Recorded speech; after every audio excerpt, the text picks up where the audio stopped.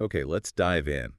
Today, we're tackling a really dark chapter, Mm, the rise of Mengistu Haile Mariam and the Red Terror yeah. in Ethiopia. Right. It's a story about how a revolution, one that started with, immense hope for social justice, just went so terribly wrong so quickly. Turning into this, Yeah. this systematic campaign of state violence. Exactly. And what's crucial here, I think, is tracing Mengistu himself, a man from, well, extreme poverty. He taps into this described burning anger, leads a revolution. But then how does that promise just crumble into mass violence? That's what we need to unpack. And his background is key, right? Born in 1937 into this world of stark contrast. You had the emperor's lavish court, and then you had mass starvation. Absolutely. His father, a low-ranking soldier, his mother, a peasant. In that rigid feudal system, the military was pretty much the only way up for someone like him. He saw the injustice firsthand. He did, and he was ambitious, he climbed the ranks. But here's a critical point the sources highlight: his time training in the U.S. Do you think that might inspire democratic ideals, maybe? Quite the opposite, actually. He came back filled with resentment. Resentment against the West, against the Ethiopian elite he saw collaborating with them. It fueled him. So it wasn't ideology learned abroad, it was personal. A sense of humiliation. Very much so, it seems. It fed this conviction he had. He famously said, "I come from the people, I am their voice." That conviction, plus the resentment, plus the military training.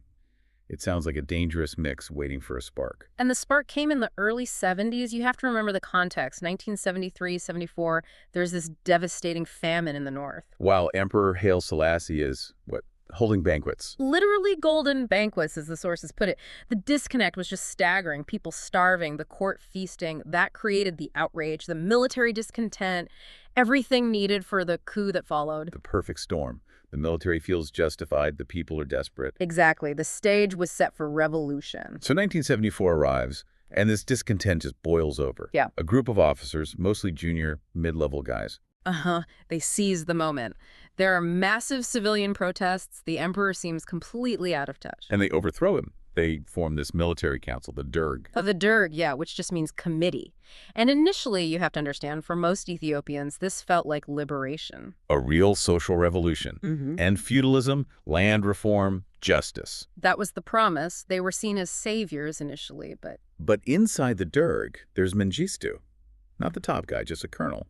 What's he up to? He's quiet but incredibly ambitious. While others are debating policy, he's immediately building his power base. How? Placing loyalists, key spots in the army, and crucially, intelligence.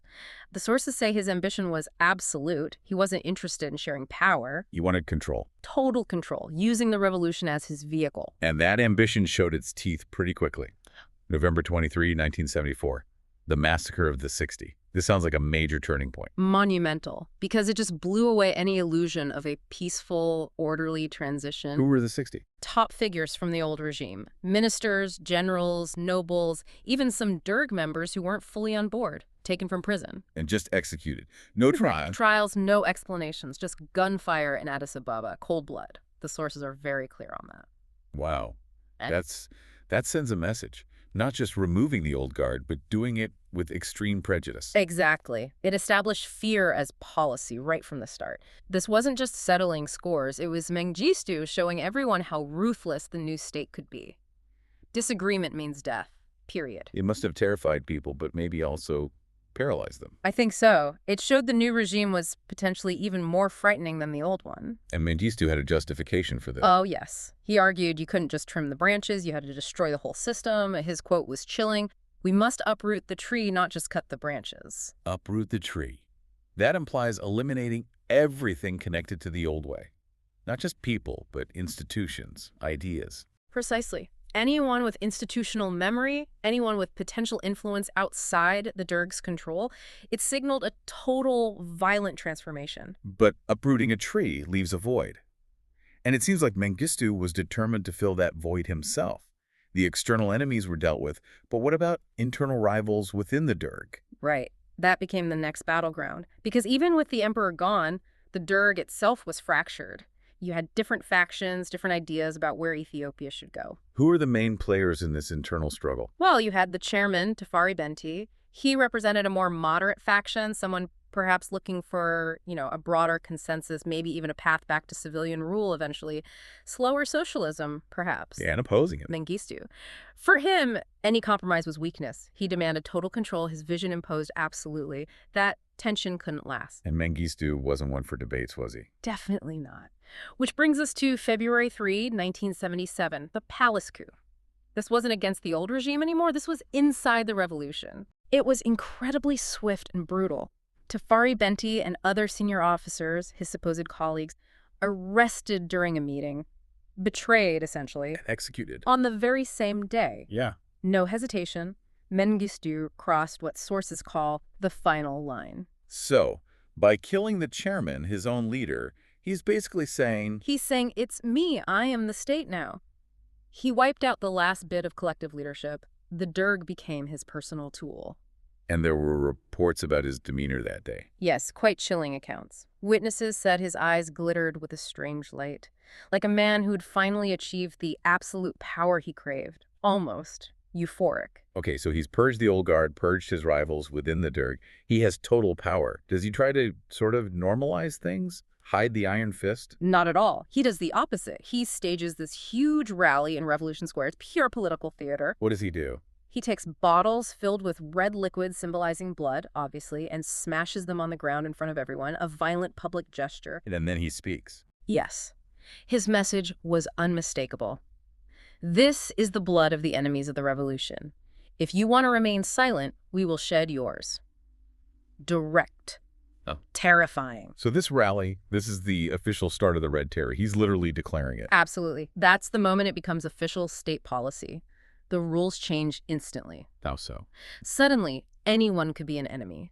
Students, journalists, workers, anyone even slightly critical, labeled a counter-revolutionary, a traitor. Ideological purity enforced by violence became the goal, not justice. And he needed a mechanism to enforce this everywhere, right? Yeah. Not just the army. Exactly. And this is where the Kabli come in, these local neighborhood committees. What were they originally? Just basic administrative units, dealing with local issues, maybe sanitation, taxes, that sort of thing. And Mengistu weaponizes them. Completely. Turns them into surveillance units, death squads, right there on your street. The psychological impact was immense. Because now it's your neighbors. Your neighbors are the ones watching you, reporting you, potentially dragging you away. It decentralized the terror, made it inescapable. And probably more efficient for the state. Less direct accountability. Massively more efficient. It pushed the killing down to the local level, implicated whole communities, and made dissent almost impossible because trust evaporated. The terror wasn't just in the palace anymore, it was in every single home. So let's get into the mechanics of this killing machine, especially between 1977 and 1978. This is when Ethiopia really descends into this nightmare. What did it look like on the ground? It was relentless. The sources paint a picture of nightly terror. Night raids were standard practice. Carried out by? Often the Kabyle militia, fueled by power, maybe alcohol, acting on rumors, denunciations, breaking down doors after midnight, The victims. dragged away in trucks. Often families never saw them again. If they were taken into custody, widespread torture was the norm. Beatings, electrocution. Followed by execution. Still no trials. No trials, summary executions. It was just administrative procedure for the regime. So the arrests happen at night, hidden. But the regime wanted the results seen, didn't they? Oh, absolutely. The terror needed an audience. It was pure theater of repression. How do they stage this theater? Public display. At dawn, the bodies of those killed overnight would be dumped on street corners, in public squares, often mutilated, always visible. For everyone going to work, to school. Everyone. And often with placards pinned to them. Enemy of the people. Sometimes cruder things like jacket made by the Derg. The message seems pretty clear. Unmistakable. We see everything. We can reach you anywhere. Resistance is futile. Silence is survival. It wasn't just about eliminating opponents. It was about terrorizing everyone else into compliance. Performative silence. And then there's this detail. It's almost hard to comprehend its cruelty. The bullet tax. Can you explain that? It's one of the most chilling aspects. If a family wanted to retrieve the body of their loved one, usually someone killed by the state, they had to pay the government. Pay for what? For the cost of the bullets used in the execution? You're serious. They charge the family for the ammunition that killed their relative. Yes, state policy. It monetized the murder, extracted the last bit of resource from grieving families, and was just this ultimate act of dehumanization. It forces the family to participate in the bureaucracy of the murder itself just to bury their dead. Exactly. And even then, grief itself was suppressed. There was a ban on mourning, public funerals were forbidden. Weeping too loudly could get you arrested. They wanted to erase the victims completely, memory included. Erase them and erase the act of remembering them. Make the loss silent, invisible, economically draining, and terrifying. Who were the main targets of all this? Who did Mengistu fear the most?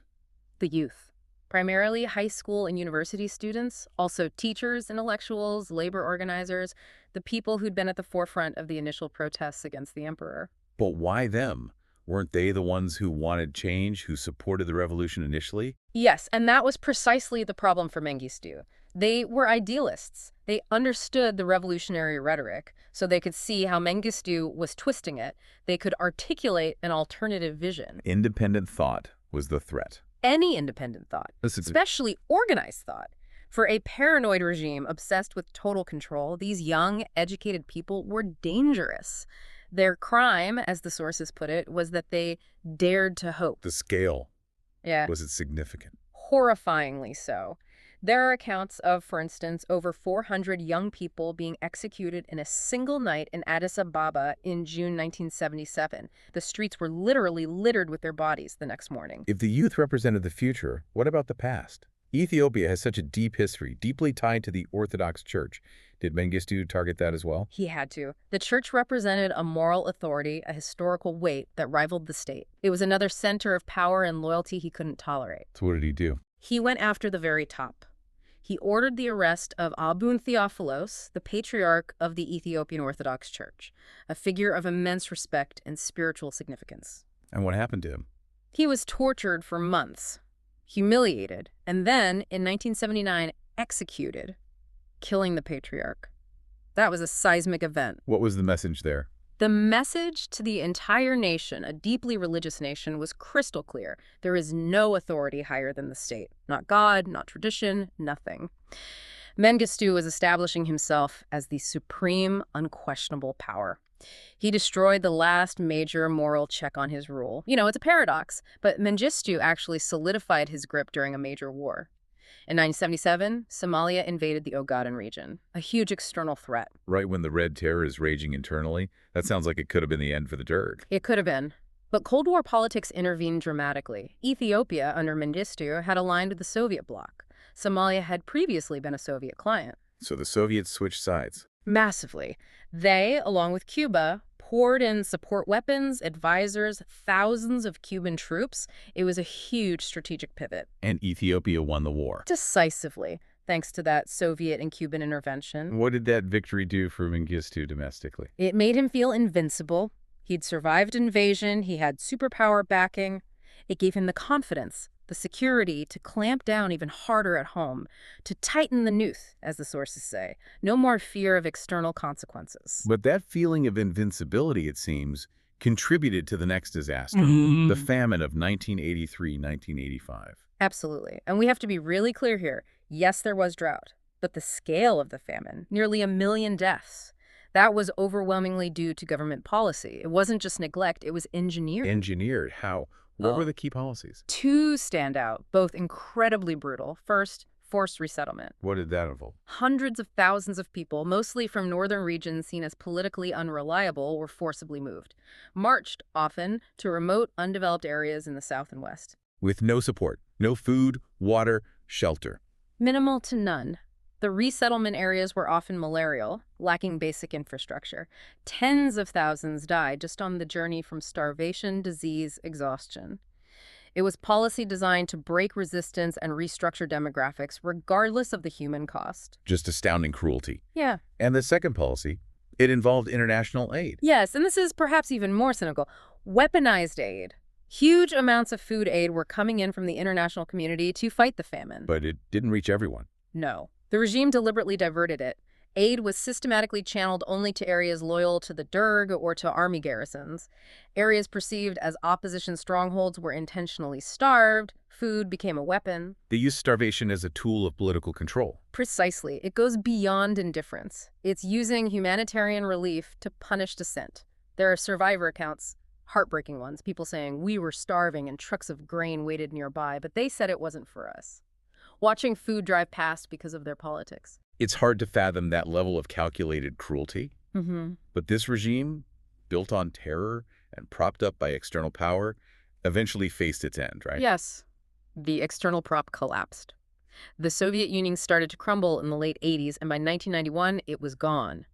Mengistu lost his patron, his source of weapons, money, ideological backing. And internal. Rebel forces, who had been fighting the Derg for years, began to unify and gain ground rapidly. Without Soviet support, the Ethiopian army started to buckle. So the regime collapses. What happens to Mengistu himself? He sees the writing on the wall. On May 21st, 1991, as rebel forces closed in on Addis Ababa, he boards a plane, just leaves. Escapes. Where did he go? Zimbabwe, where the ruler at the time, Robert Mugabe, welcomed him with open arms, called him a brother in revolution, and granted him asylum immediately. So the architect of all this death and suffering just walks away. No accountability. He escaped justice completely, flew out while his country imploded behind him. It's a deeply unsatisfying end to that part of the story.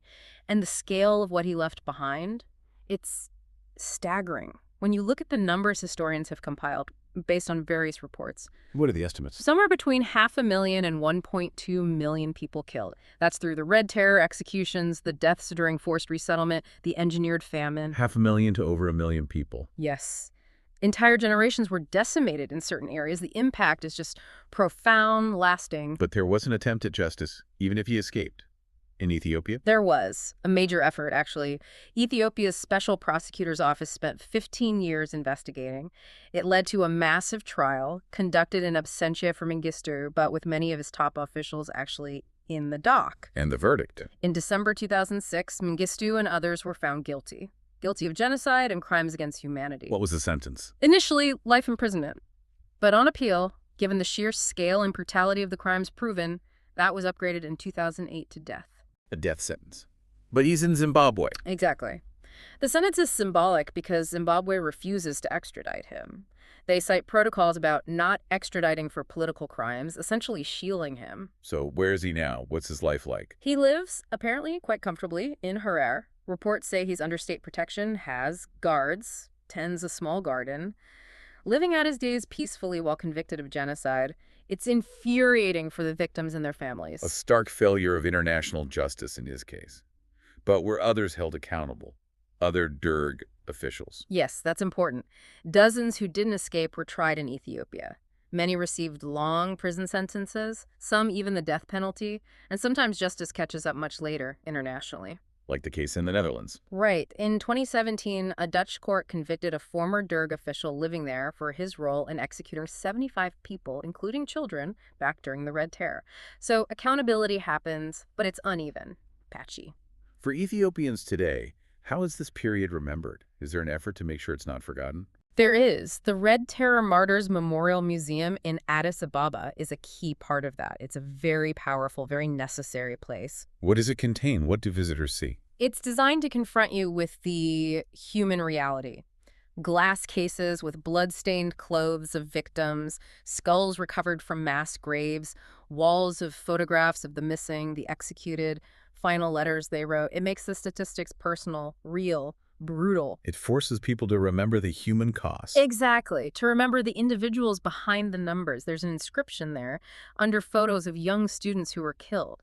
It's devastatingly simple. What does it say? Their only crime was to speak. That really captures the essence of the terror, doesn't it? The suppression of thought itself. So when you pull back and look at the whole arc, Mengistu comes in promising equality, deliverance from imperial oppression. A classic revolutionary promise. Right. But what he delivered was ideology twisted into a weapon. Fear, famine, death. All systematically applied. The methods themselves are just chilling. The bull attacks, weaponizing neighbors via the Kibale, the night raids, killing the patriarch, engineering starvation. It was totalizing terror, wasn't it? Yeah. Orchestrated by this one figure, driven by resentment. It was. And maybe the question for you, listening, is what stands out about how systemic it was, how making the violence local, using the Kibale, perhaps made it easier to sustain. It blurred lines, involved ordinary people. It makes the machinery of dictatorship much more pervasive. Definitely.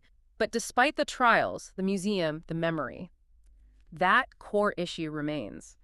The main architect lives free. Which brings us back to that final uncomfortable question the sources raise. Exactly. Mengistu is alive, protected in exile. So the question is, if the butcher never stands before the judge, can justice truly exist? It forces us to think about what justice really means when accountability fails at the highest level. It's a question that echoes long after the events themselves. History remembers, as they say. It remembers those who spoke out, the victims. But it also remembers the silences, the failures of justice, the protectors of killers. It's a sobering thought to end on.